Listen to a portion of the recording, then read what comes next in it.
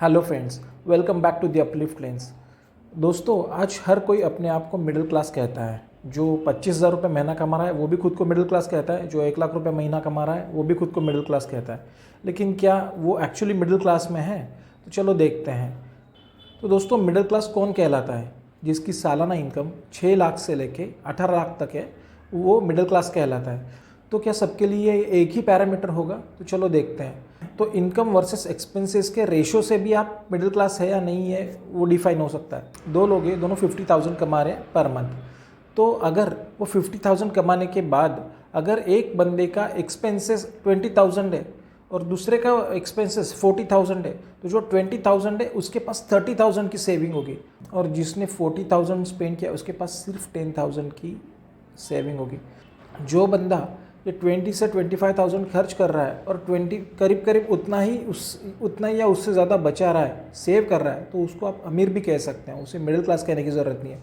और जो ये 50,000 में से 45,000 खर्च कर रहा है और सिर्फ 5,000 बचा रहा है, उसको आप मिडिल क्लास नहीं, आप उसको गरीब भी कह सकते हो, क्योंकि वो आगे जाके लॉन्ग टर्म में उसके पास जो कॉर्पस होनी चाहिए वो नहीं होगी। और जो ये बंदा है जो सेव कर रहा है उसके पास तो कॉर्पस बननी ही बननी है, क्योंकि वो बंदा कहीं ना कहीं ऐसी जगह पैसा डाल रहा है जहाँ से वो पैसा उसका बढ़ेगा। तो ये हो गया एक सिनेरियो। दूसरा सिनेरियो देखते हैं। इसमें दो बंदे हैं, दोनों का इनकम 50,000 या ऐसे समझ के चलते हैं। तो लेकिन एक बंदा है जो बैचलर है, जिसको अभी 1 साल ही हुआ है जॉब पे लग के, उसकी सैलरी है 50,000। और दूसरा एक बंदा है जिसकी भी सैलरी 50,000 है, जिसको 6 साल का एक्सपीरियंस है, लेकिन उसके घर में 4 लोग हैं, वो बीवी और 2 बच्चे। अभी इसमें ये पॉइंट हमें देखना है कि एक बंदा जो कमा रहा है उसके ऊपर उसको सिर्फ अपना खर्चा उठाना है, राइट। और जो दूसरा बंदा है उसको 4 लोगों का खर्चा उठाना है, मतलब उसका 50,000 4 लोगों में डिवाइड होगा, मतलब 12,500 पर हेड आता है सिर्फ। और ये जो 50,000 है वो अकेले के लिए 50,000 आ रहा है। तो इसमें भी ये डिफरेंस आता है। जो बैचलर है वो भी अच्छे से सेविंग कर रहा है, और जो दूसरा है वो बंदा भी 50,000 कमा रहा है, वो भी सेव करना चाहता है, उसका भी नेचर वैसा ही है, लेकिन वो सेव नहीं कर पा रहा है क्योंकि उसके ऊपर रिस्पॉन्सिबिलिटीज़ है, राइट। उसके घर में 4 लोग हैं जिनका खर्चा उसे उठाना है, तो वो सेव नहीं कर पा रहा है। तो ये हो गया दूसरा सिनेरियो। अभी तीसरा सिनेरियो क्या आएगा? तीसरा सिनेरियो आएगा जो है अर्बन और रूरल का। मतलब जो शहर है, बड़े शहर है, वहाँ पे लगने वाला खर्चा, और जो गांव है वहाँ पे लगने वाला खर्चा। भी गांव में अगर कोई बंदा 50,000 कमा रहा है और शहर में 50,000 कमा रहा है, तो दोनों के एक्सपेंसेस में बहुत बड़ा डिफरेंस आएगा। गांव में जो 50,000 कमा रहा है उसका एक्सपेंसेस 10 या 15,000 से ऊपर नहीं जाता। घर खुद का होता है, उसे ना रेंट देना है, ना कम्यूट के लिए दूर दूर तक जाना है, ना एक्स्ट्रा एक्सपेंसेस है, और ना ऐसी कोई लुभावनी चीज़ है कि जहाँ पे वो शाम में जाके अपना एक्सपेंस करेगा। अभी बंदा अगर शहर में रह रहा है तो उसको रेंट देना है, कम्यूट के लिए व्हीकल चाहिए, उसको बाहर खाना है, उसके एक्सपेंसेस बहुत ज़्यादा हो जाते हैं। तो दोनों में भी बहुत डिफरेंस आता है। जो बंदा गांव का है, जो 35-40 हज़ार रुपया भी सेव कर लेगा 50,000 में से, वही जो शहर का बंदा है वो 20-25,000 ही सेव कर पाएगा, बड़ी मुश्किल से। अगर वो बहुत संभल के खर्चा करेगा तो ही ये हो पाएगा। तो ये डिफरेंसेस आते हैं तीनों में। कोई बंदा अगर अपने इनकम से 40-50% सेव कर लेता है, तो मैं कहता हूँ उसे हमने अमीर ही कहना चाहिए। जो बंदा 20-25% सेव करना चाहिए उसे मिडिल क्लास, और जो बिल्कुल सेव नहीं कर रहा है वो तो गरीब ही कहना चाहिए। वो आगे जाके गरीबी में ही जाने वाला है, क्योंकि उसके पास ना कुछ बचेगा आगे फ्यूचर के लिए और किसी चीज़ के लिए। तो ये चीज़ें आपको कंसिडर करके चलनी होगी कि आप खुद को क्या कहते हो, गरीब कहते हो, मिडिल क्लास कहते हो, या अमीर कहते हो। अगर कोई बंदा 1 लाख रुपया कमा रहा है और 30,000 उसका खर्चा है, सिर्फ 70,000 सेव कर रहा है, वो तो अमीर ही हुआ ना। वो कहाँ से गरीब हुआ, कहाँ से मिडिल क्लास हुआ? और दूसरा बंदा 1 लाख रुपया कमा रहा है, जो 80,000 खर्च कर रहा है, वो तो मिडिल क्लास भी नहीं रहा। उस 20,000 अगर वो उसकी जॉब चली गई तो वो 20-20,000 सेव किए हुए 5 महीने में अगर उसने पैसा सेव किया है तो उसका 1 महीने में खर्चा हो जाएगा, राइट। और ये बंदा जिसने 1 लाख में से 30,000 खर्च किया, 70,000 सेव किया, उसका कहीं कुछ होकर अगर जॉब चला गया तो वो 70,000 वो 2 या 3 महीने भी चला लेगा। तो ये डिफरेंस आता है। तो ये आपको खुद ही डिफाइन करना है और खुद ही देखना है कि आप कहाँ पे आते हो, आप गरीब है, मिडिल क्लास है, या अमीर है। तो ये तीनों पैरामीटर्स तो हमने देख लिए, इनकम वर्सेस एक्सपेंस, दूसरी चीज़ पर हेड इनकम कितना आ रहा है, और तीसरी चीज़ अर्बन वर्सेस रूरल।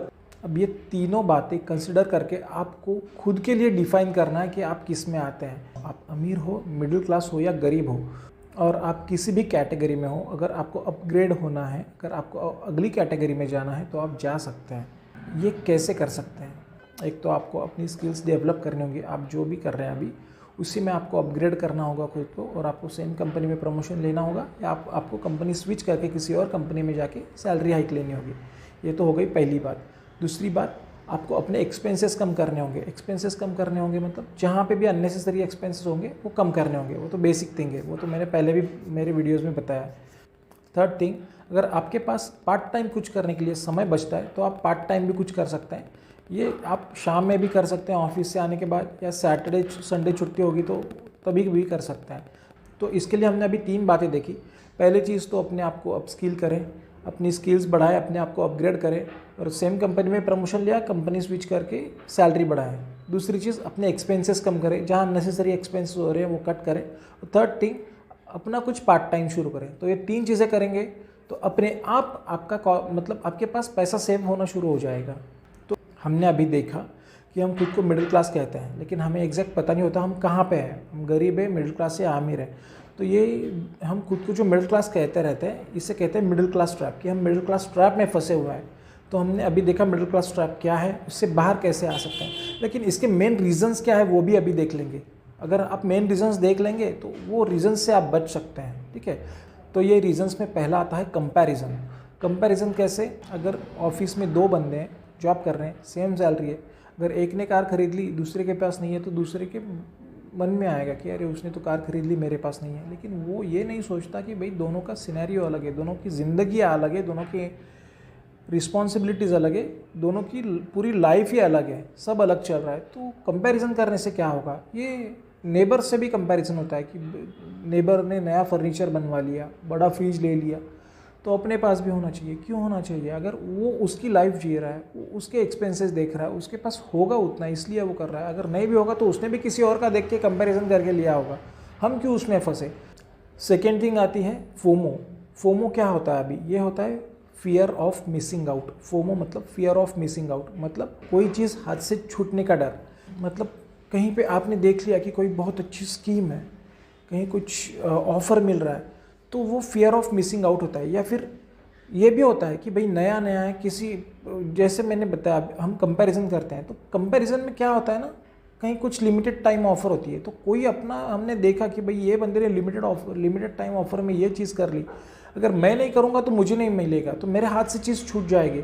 अमेज़ॉन पे, फ्लिपकार्ट पे, जो ऑनलाइन मतलब जहाँ पे ये ई कॉमर्स पोर्टल्स है, वहाँ पे तो फेस्टिव सीज़न सेल आता है, तो वो सीज़न सेल कुछ लिमिटेड टाइम के लिए होता है। या फिर ऐसे कुछ और भी जगह होता है कि लिमिटेड टाइम ऑफर है, लिमिटेड पीरियड ऑफर है। ऐसी जहाँ पे ऑफर्स होती है, जहाँ पे लिमिटेड पीरियड ऑफर होती है कि भाई इसी समय तक ये ऑफर चलेगी, तो वहाँ पे 50%, 60%, 70% तक डिस्काउंटेड रेट्स दिखते हैं। तो वो ऑलरेडी रेट इन्फ्लेट करके फिर उसमें डिस्काउंट्स देते हैं, हम वो नहीं समझते। तो हम क्या करते हैं ना, वो देखते हैं कि भाई वो फियर होता है हमें मिसिंग आउट करने का, मिस आउट करने का, उसे कहते हैं फोमो, कि हाथ से ये चीज़ छूट ना जाए, तो इसे मुझे अभी खरीदना है। ये कल कब तक है? 2 दिन तक है, तो ये 2 दिन में मुझे ये चीज़ खरीदना है। तो हम कुछ भी करके कैसे तो भी जुगाड़ करके वो चीज़ खरीदने के लिए पीछे पड़ते हैं। तो हमें ये फियर ऑफ मिसिंग आउट से बचना है। ऐसा कुछ नहीं होता, अगर आज चीज़ नहीं मिली तो 3 महीने, 4 महीने, 6 महीने बाद भी मिलने वाली है। आगे भी ऑफर्स आएंगे, फेस्टिवल्स तो आते ही रहते हैं, ऑफर्स आती रहती है। तो अगर एक बार छूट गया तो 2 महीने, 4 महीने, 6 महीने बाद जो भी फेस्टिवल आएगा तब भी फिर से ऑफर आने वाली है। तो ऐसे हाथ से छूटने वाली कोई चीज़ नहीं होती है। थर्ड थिंग आती है योलो। योलो होता है यू ओनली लिव वंस, मतलब ये एक ही लाइफ है, ऐसे ये एक ही ज़िंदगी है, एक ज़िंदगी में पूरे मज़े कर लो, बाद में कौन सी ज़िंदगी रहने वाली है। ये बात सच है, ज़िंदगी एक ही है, ये ज़िंदगी ख़त्म हो जाएगी तो बाद में क्या रहेगा। अभी जो है सब कर लो, वो सब सही है, लेकिन कितना करो। ज़िंदगी ख़त्म होने तक पैसा भी तो बचाना है। अगर सारा पैसा आप 40, 50, 60 में खर्चा कर दोगे तो ज़िंदगी जो बचेगी उसमें भी तो अपने को खर्चे निकालने हैं, तो वो कहाँ से निकलेंगे। तो ज़िंदगी हम खुद ही पहले ख़त्म कर लेंगे। नहीं तो अगर आपको 60-70 के बाद अगर आपको मेडिकल एक्सपेंसेस की ज़रूरत पड़ी और आपके पास पैसा नहीं है, तो आप खुद ही अपनी ज़िंदगी ख़त्म कर रहे हो। मतलब अगर कुछ बड़ा ऑपरेशन आ गया, आपके पास पैसे नहीं है, तो एक तो ऑपरेशन करो या जान गवाओ, आप क्या चूज़ करोगे। आपके पास पैसा है नहीं तो आप कहाँ से करोगे? तो उसके लिए पैसे सेव करना होगा आपको आगे रिटायरमेंट के लिए। आप अगर जी रहे हो तो आपको खुद का खर्चा तो निकालना होगा, तो उसके लिए भी तो पैसा लगेगा। तो you only live once is right कि आप एक ही बार जीते हो, लेकिन इसी ज़िंदगी में जितना पैसा लगेगा उतना पैसा तो आपके पास होना चाहिए, उतना पैसा तो सेव करके रखना चाहिए। होगा तो ही तो ये ज़िंदगी ठीक से जी पाएंगे, नहीं तो कहाँ से जिएंगे। तो इसीलिए आपको यू ओनली लिव वंस, ठीक है, थोड़ा एन्जॉयमेंट भी करो, लेकिन साथ में अपने फ्यूचर का भी ध्यान रखो। तो ये जो मिडिल क्लास ट्रैप है, इसके हमने 3 रीजंस देखे मेनली। पहला है कंपैरिजन, दूसरा है फोमो मतलब फियर ऑफ मिसिंग आउट, और तीसरा है YOLO, you only live once. ये तीनों चीज़ों से हमें बचना है। और हमने जो चीज़ें देखी कि हम कौन सी चीज़ें इम्प्लीमेंट करके गरीब से मिडिल क्लास और मिडिल क्लास से अमीर के कैटेगरी में जा सकते हैं, वो चीज़ें हमें फॉलो करनी है। तो दोस्तों, आज के वीडियो में हमने देखा है कि मिडिल क्लास ट्रैप एग्जैक्टली होता क्या है, सेकेंड थिंग उससे बाहर कैसे आए और उसके रीज़न्स क्या है। तो आपको अगर ये वीडियो अच्छा लगा हो तो वीडियो लाइक करें और शेयर करें और हमारे चैनल को सब्सक्राइब करें।